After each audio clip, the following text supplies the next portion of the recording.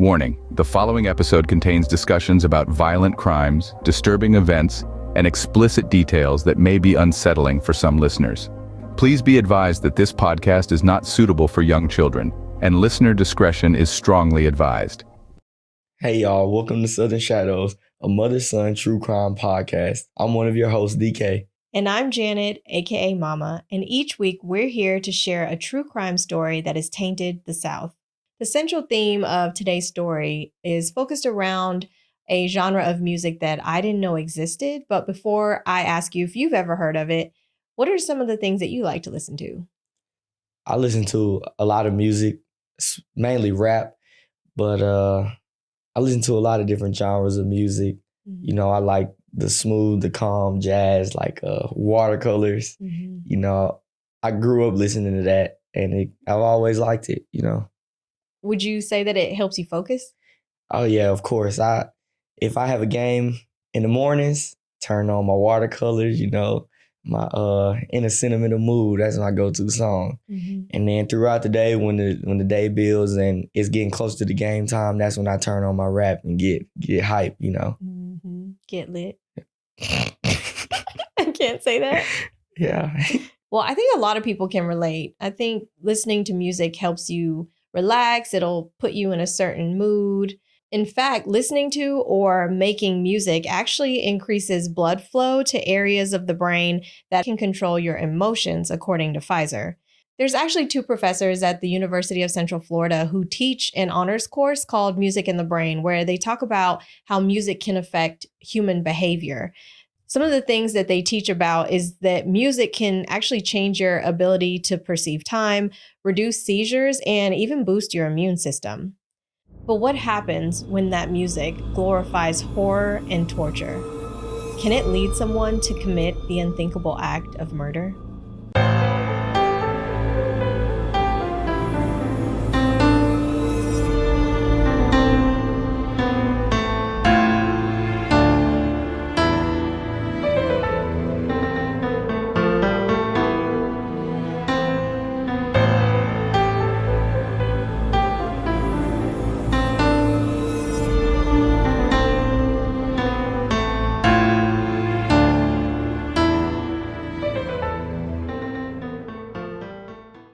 Like I said, one of the central themes of today's case centers around music, specifically a genre called horrorcore. Have you ever heard of it? No. Well, according to rateyourmusic.com, horrorcore is a style of hardcore hip-hop with lyrics and imagery focused on the macabre and morbid. Macabre, by the way, means disturbing and horrifying because of involvement with or depiction of death and injury. Horrorcore includes topics such as Satanism and suicide. It dates back to the early 1990s and was started by the Ghetto Boys, Isham, and 3 6 Mafia. It was actually brought to the mainstream by Eminem and Insane Clown Posse.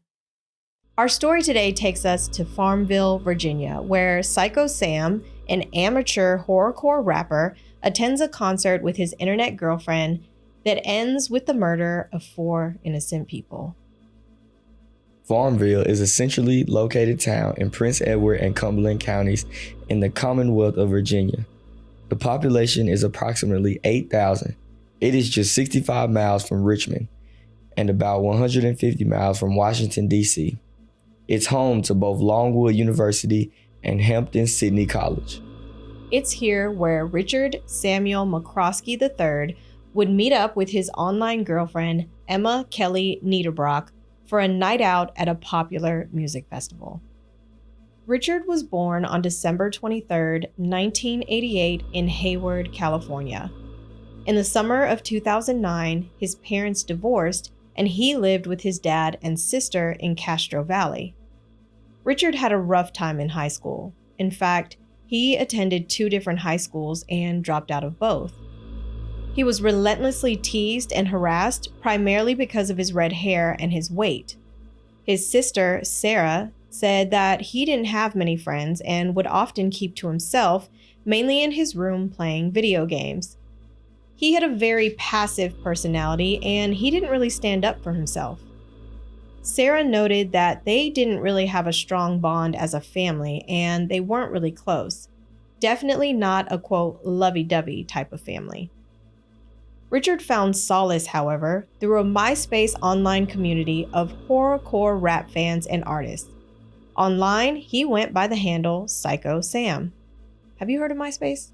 Yeah, I've heard of it a little bit, but I don't know too much about it. Well, it's basically like how Facebook is now. It was really popular when I was growing up, and considering we were born in the same year, I was probably on it at the same time that he was. But you could design a page, you could put whatever you want on it. Like when people came to your page, you could have music automatically like playing in the background. Basically, MySpace walked so Facebook could run. And matter of fact, Drake was discovered on MySpace. Anyway, Richard fell into the horrorcore fan base and started connecting with other fans. In 2008, when he was 20 years old, Richard was still living at home, but making money as a graphic designer. A lot of the pictures that Richard would share on his MySpace were disturbing. They had obscene lyrics, pictures of murder, and pictures of him in cemeteries with weapons like an axe. He even posted a video where he was bragging about defiling people's graves. And in another picture, he wore a skull scarf and stood outside a Gothic church during a lightning storm. Before long, 20-year-old Richard attracted the attention of a 15-year-old girl from Farmville, Virginia. The two had similar interests and fascinations and began an online friendship. That girl was Emma Kelly Niederbrock, who was born on October 15, 1992 in Champaign, Illinois. She lived in Farmville with her mother, Dr. Deborah Sue Kelly, who was a sociology and criminology professor at Longwood University. Emma's father was Reverend Mark Allen Niederbrock, who was the head of Walker's Presbyterian Church in nearby Hicksburg beginning in 2003. Her parents divorced in 2009, but remained amicable and successfully co-parented their daughter, who lived most of her time with her mom. Emma was homeschooled starting in middle school, and she was thought to be a sweet and well-rounded girl. As she got older, she started to become a little bit more rebellious, as you teens tend to do, and became attracted to horrorcore music that she discovered on MySpace. She went by the handle Ragdoll, and she could often be found chatting with other fans online. Emma even dyed her hair pink and started wearing a lot of black clothing and really dark black makeup. Emma's parents weren't thrilled with her choice in music, but they definitely supported their daughter.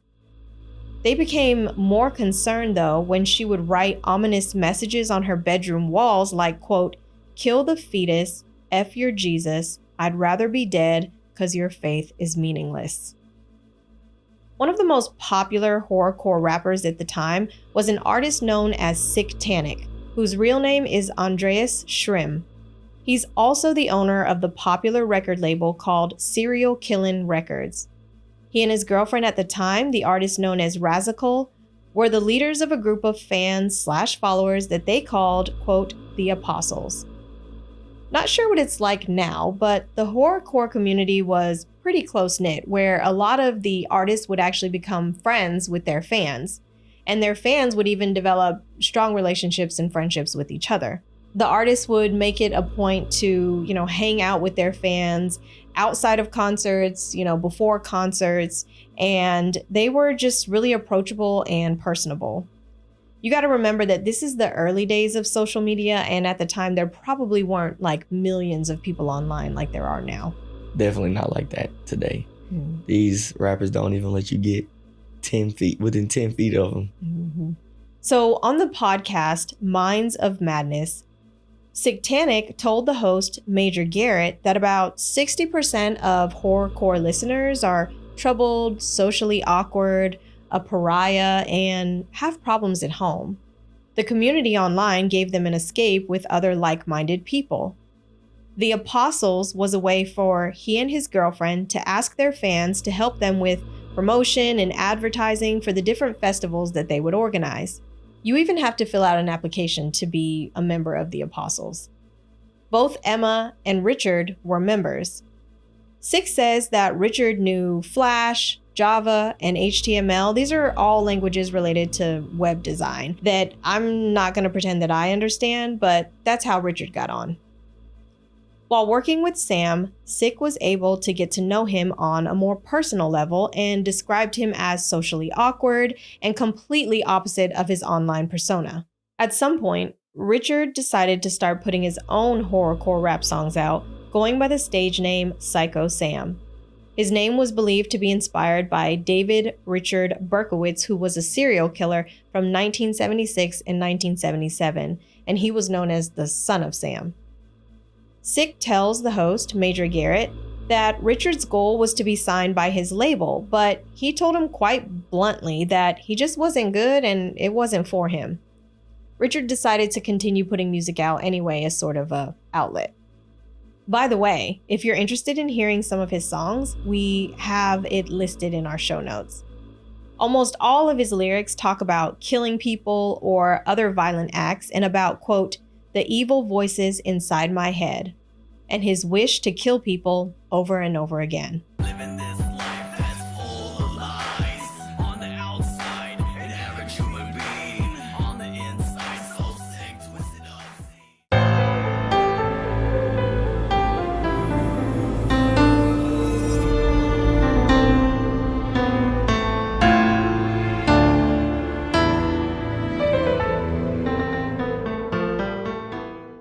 Meanwhile, Razikal had been making friends with two fans, Emma and 18-year-old Melanie Wells, whose online handle was Mrs. Free Abortions.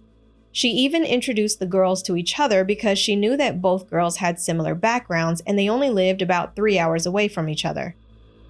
They both had interest in photography, makeup, and doing hair, and both of their fathers were Presbyterian ministers.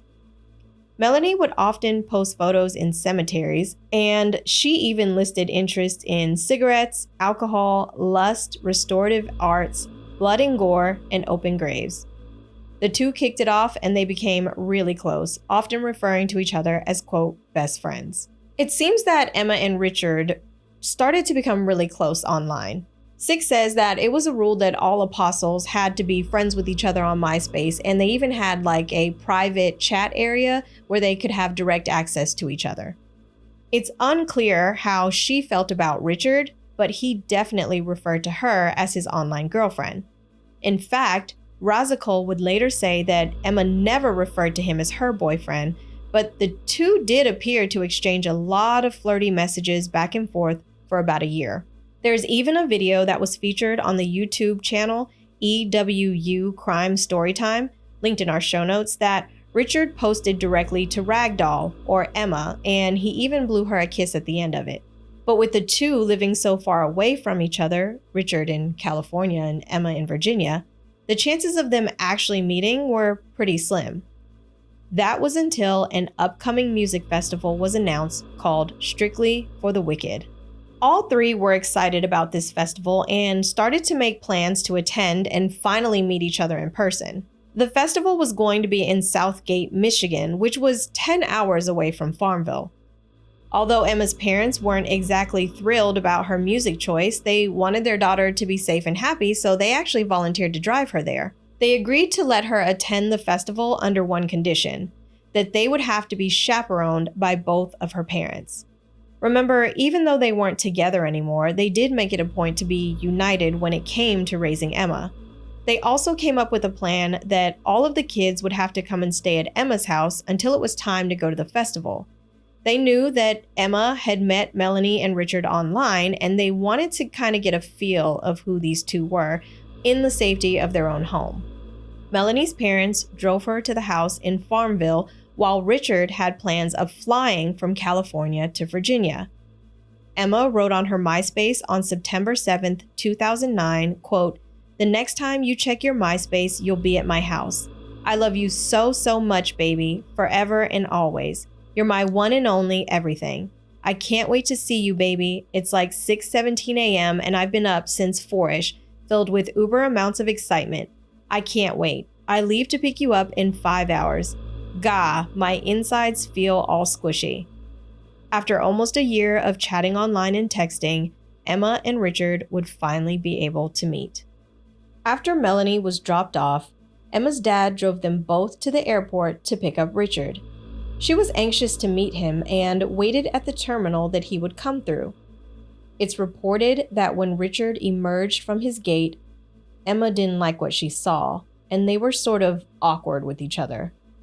From his online persona, Richard was an outgoing personality, but in person, he was shy and unsure of himself. The festival wasn't until September 12th, so the three of them were going to have to spend 4 incredibly long and awkward days together.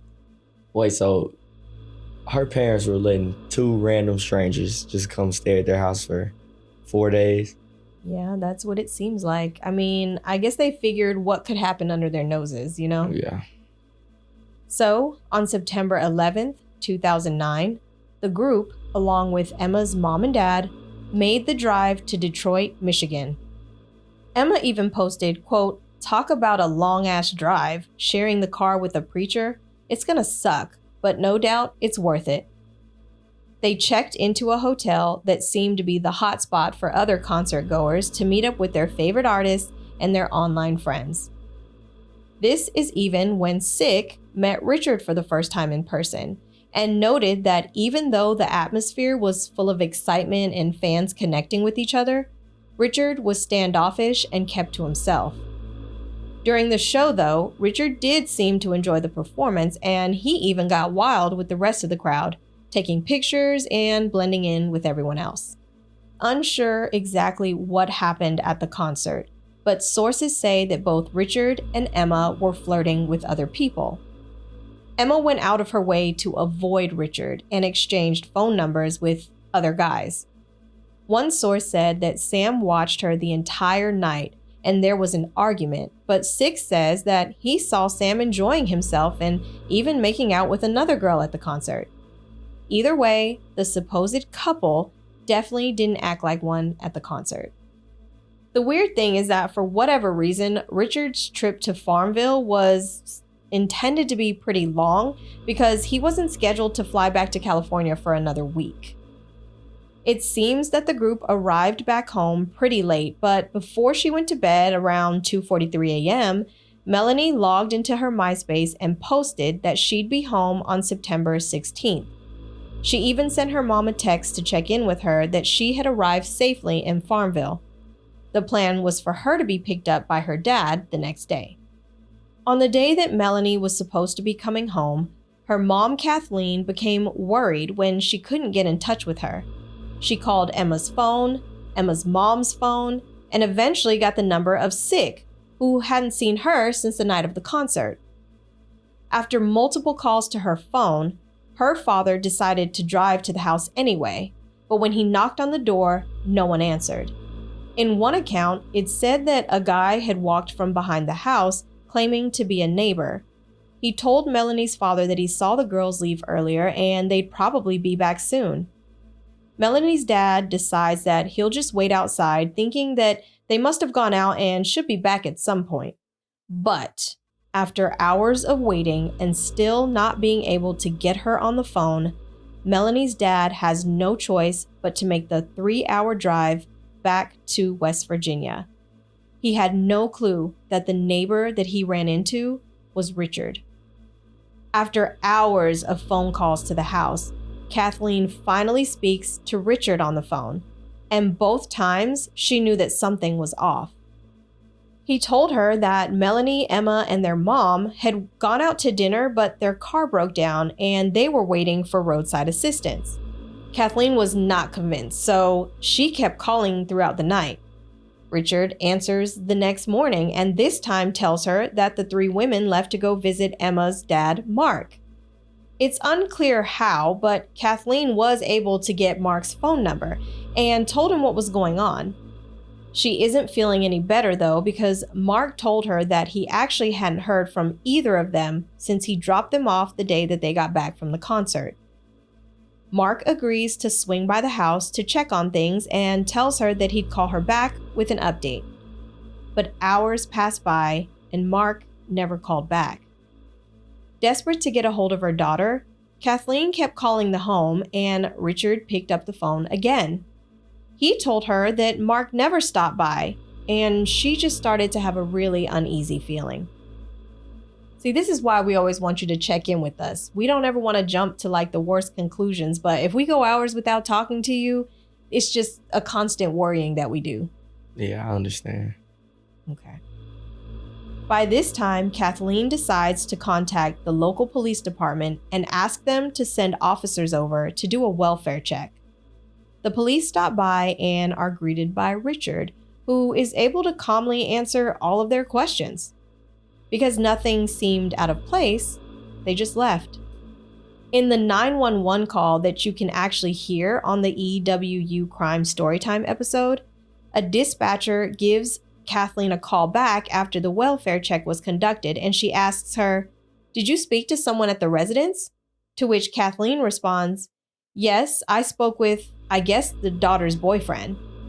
The dispatcher then says, "My sergeant went over there and he said that it was a young kid, a boy, and that Melanie and the girls she's staying with are at the movies right now."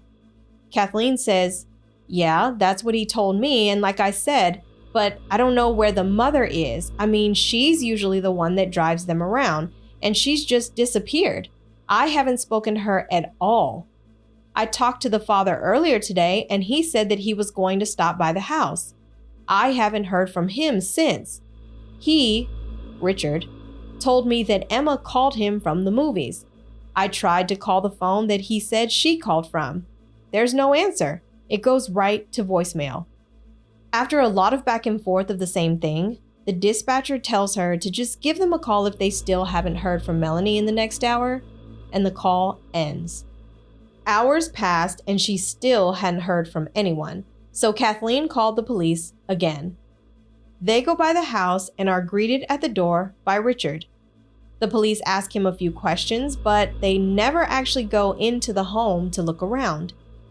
Kathleen still isn't satisfied, so she keeps calling, hoping to speak to her daughter or Emma or her mother. Richard answers the phone and this time tells her that the girls couldn't answer the phone. He also tells Kathleen on one of these calls that Mark never stopped by, but he can hear noises coming down from the basement. Kathleen told him to call the local police immediately, so he did. You can hear this call on the same episode, and he asks for, quote, "a police unit to come by my house," because he heard noises coming from the basement and he was scared to go down and check what it was. He even says, "I think it's the dog. We have 2 dogs, but one of them is upstairs." The dispatcher asks him for his name and he responds, "Sam. But this isn't my house. I'm staying at my girlfriend's house." The police actually do come back to the house and they go to the basement and look around, and when they find nothing, they leave.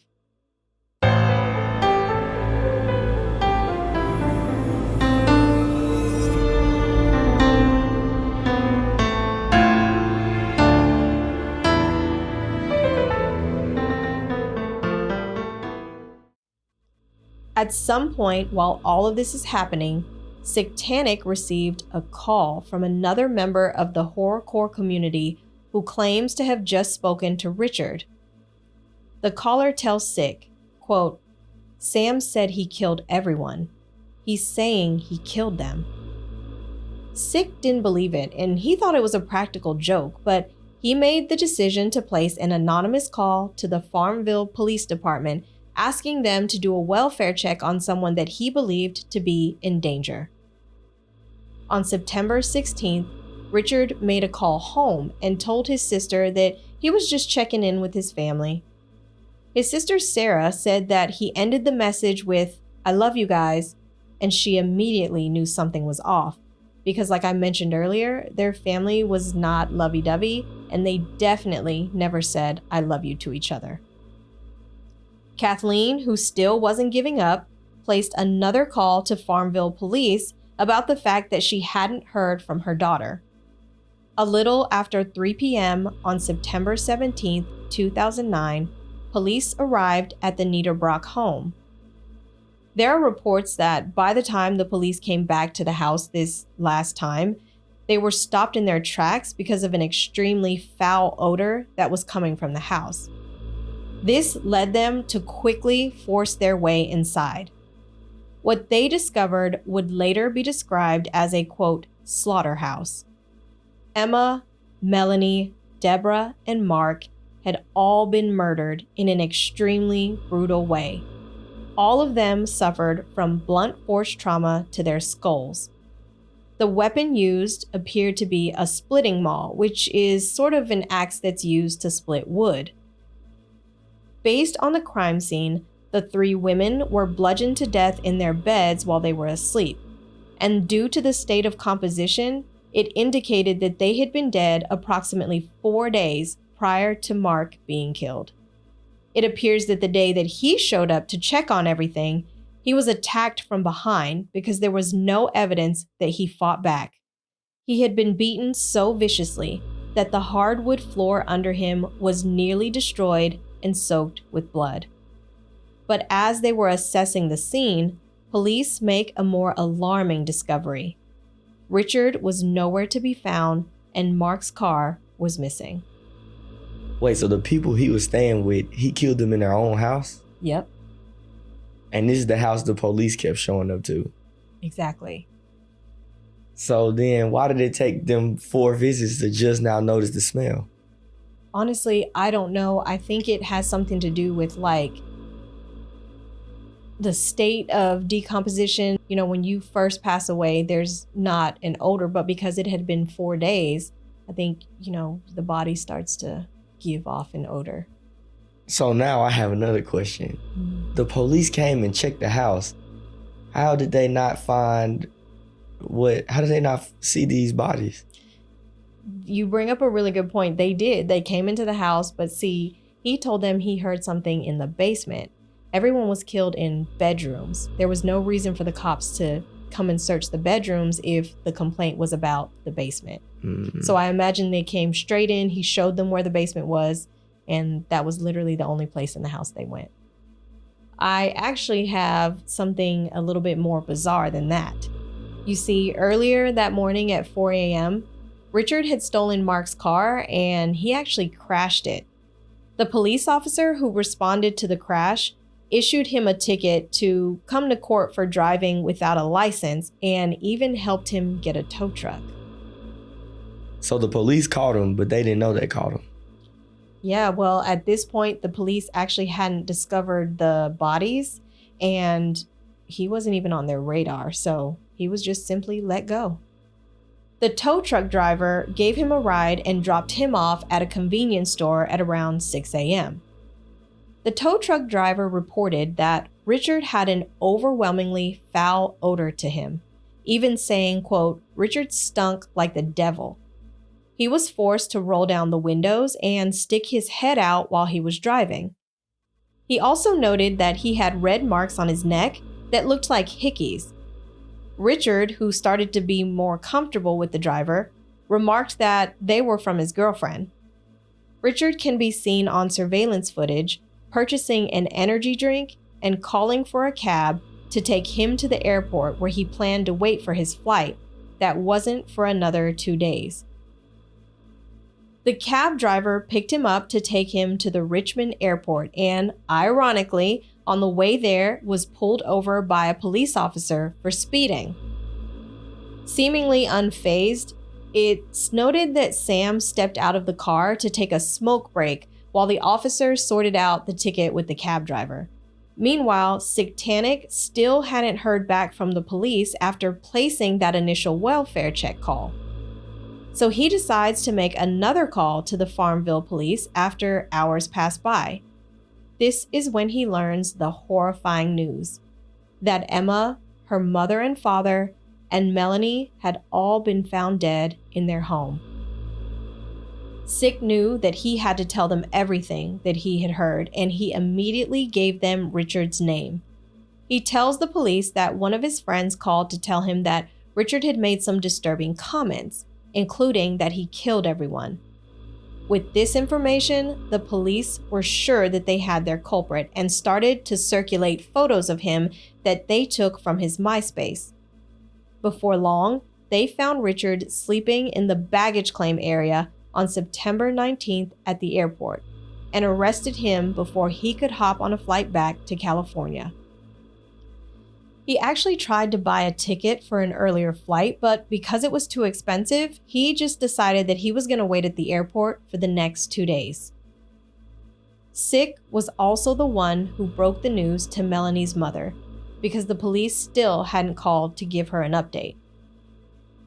I could see that maybe they wanted to have all of their facts before they made the phone call to her mother, but maybe they just were so overwhelmed with the situation and calling was just not a top priority. But either way, she calls Syko back. He tells Major Garrett on the podcast Minds of Madness that he can still hear her scream vividly to this day, and it'll haunt his dreams for the rest of his life.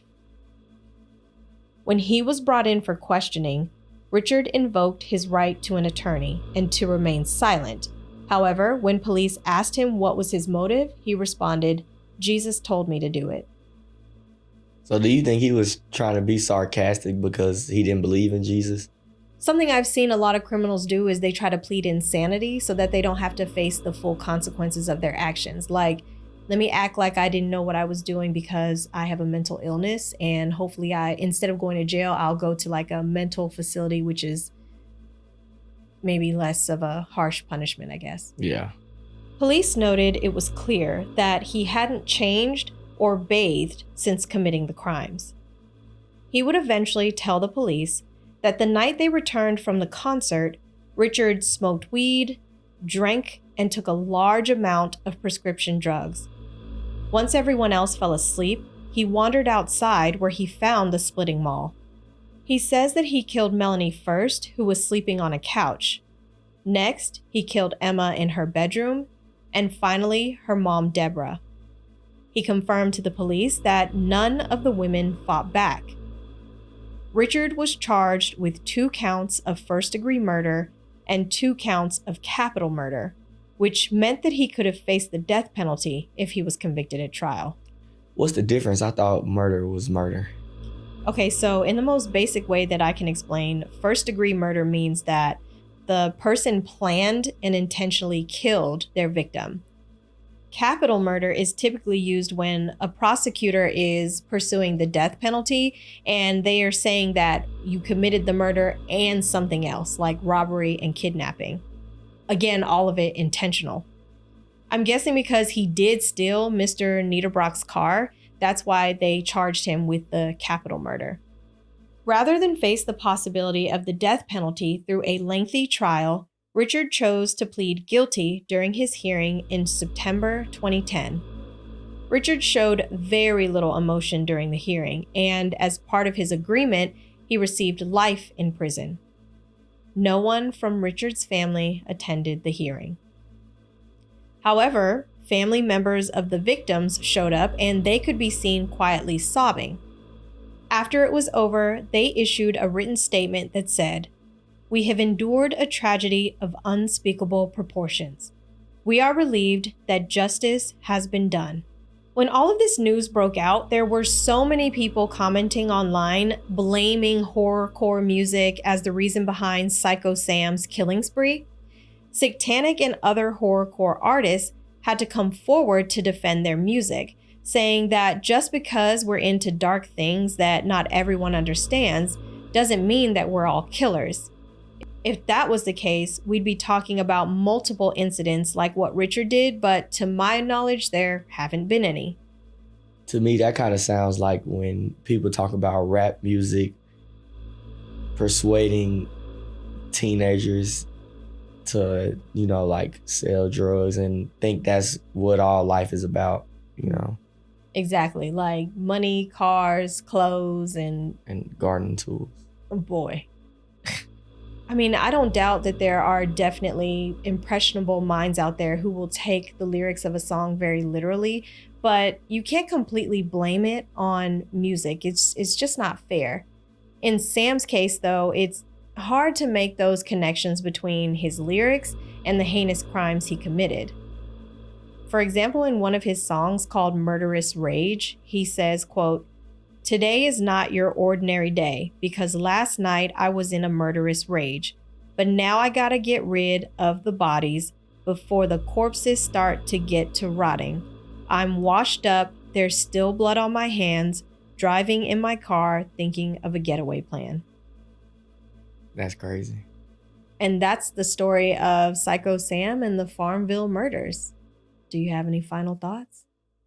This is definitely unfortunate that these people had to lose their life because of music influence. But you know, the way I was taught, I look at music how I look at movies. These people get paid to entertain us. And me and most of my peers, we already know that the stuff that these rappers rap about, we know that we can't go out into the world and do it. Just like if I put a navy blue shirt on and turn my hat backwards and start selling weed like Smokey, then I'll go to jail, you know? So I hope that this can, you know, shed light that you can't do everything that you hear in music, Mm-hmm. you know? And also, I have a question. Mm. Can the police not get in trouble? Like, could they have been more aggressive in going in the house the first time and checking the whole house? Like, what's up with that? I agree, but he actually killed everyone the night they got back from the concert. So there's no way we could have prevented that or predicted that, you know what I mean? But definitely a wellness check I feel like should be a little bit more thorough than just knocking on the door, asking the person who answers the door a couple questions, and just because they, I don't know, pass the check of the questions, just kind of walk away. I think a wellness check may need to be like, hey, do you mind us looking around? Because we got a call that someone might be in trouble. But I do want to bring up a point that I don't think a lot of our listeners know about is the fact that the police are actually protected from being sued under what's called qualified immunity.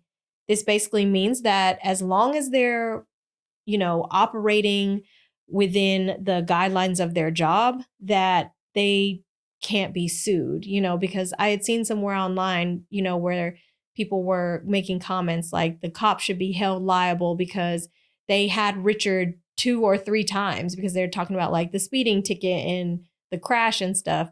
They could have taken him into custody then. But, there's nothing in this case where the police acted negligently. And the only way that a police officer can be sued or fired from their job is if it can be proven that they violated someone's civil rights. So, for example, if they're already in custody, the situation has already been sort of de-escalated, and then all of a sudden a police officer just beats up the person who's clearly in handcuffs, can't do anything, that might be a situation where, they could be sued. But in this case, I mean, they did what they knew to do. They went by the house, they asked questions, they did this quote welfare check. And, there's no way to tell that they could have stopped Richard. Yeah. And we'd love to hear from y'all about today's case. You can reach us at southernshadowspodcast.com, where you can also find the source notes for today's episode. If you would like us to talk about a case, feel free to email us at southernshadowspodcast@gmail.com. And don't forget to like, subscribe, and share. See you in the shadows.